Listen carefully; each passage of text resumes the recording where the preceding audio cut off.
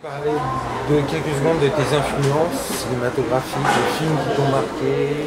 Dans les films qui m'ont marqué par rapport à la traque, il y a clairement Les Dents de la Mer. Bon, clairement, ça, dans cet aspect ludique de mise en scène, il n'y a pas que moi que ça a marqué. Je ne suis pas un grand fan de tout ce qui est torture porn et tout ça. Je ne suis pas un fan, je ne suis pas fan non plus mais j'aime le caractère ludique du cinéma. Moi je vais au cinéma pour me faire peur, quand je vais voir ce genre de film, pour me faire peur, voilà, et pas pour souffrir. C'est-à-dire cet ordre-là.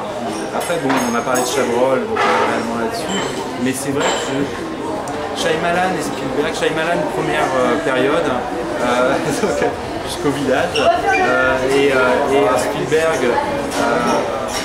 il y a un aspect tellement ludique et il y a un aspect de l'extraordinaire qui arrive dans l'ordinaire, qui est juste... Les premiers Shyamalan aussi, c'est ça, c'est la force de ces premiers films. Oui, mais c'est... Oui, je sais pas ce qui lui est arrivé, le pauvre.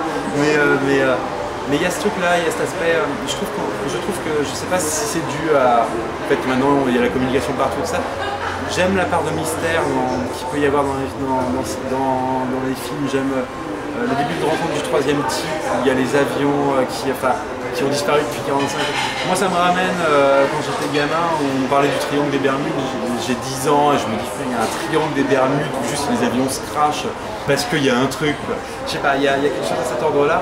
Et on a essayé de faire ça au début du film, c'est-à-dire un vrai truc, tout en le mettant dans quelque chose de pragmatique, parce qu'on s'adresse aussi à un public français qui est plus pragmatique et qui dès qu'il n'y a pas l'exotisme américain ou espagnol, ne va pas... On essaie de faire ça sur un film qu'on est en train d'écrire, qui est un thriller, on essaie de jouer ce côté un peu Le problème, je crois, des films de genre français, c'est que souvent ils se limitent à vouloir copier ce qu'ont fait les Américains.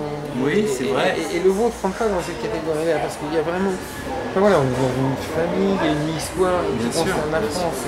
Bien sûr, mais oui, il y a beaucoup de choses par rapport à ça. Le problème, c'est que soit on rentre trop dans le terroir, et là on perd les cinémas de genre, c'est très compliqué. Et puis il y a aussi des cases de financement qui sont extrêmement compliquées. C'est-à-dire que moi je dis souvent, dès qu'il y a du sang, en dehors d'un coup de flingue ou d'un truc médical, genre dramatique, ça y est, c'est genre.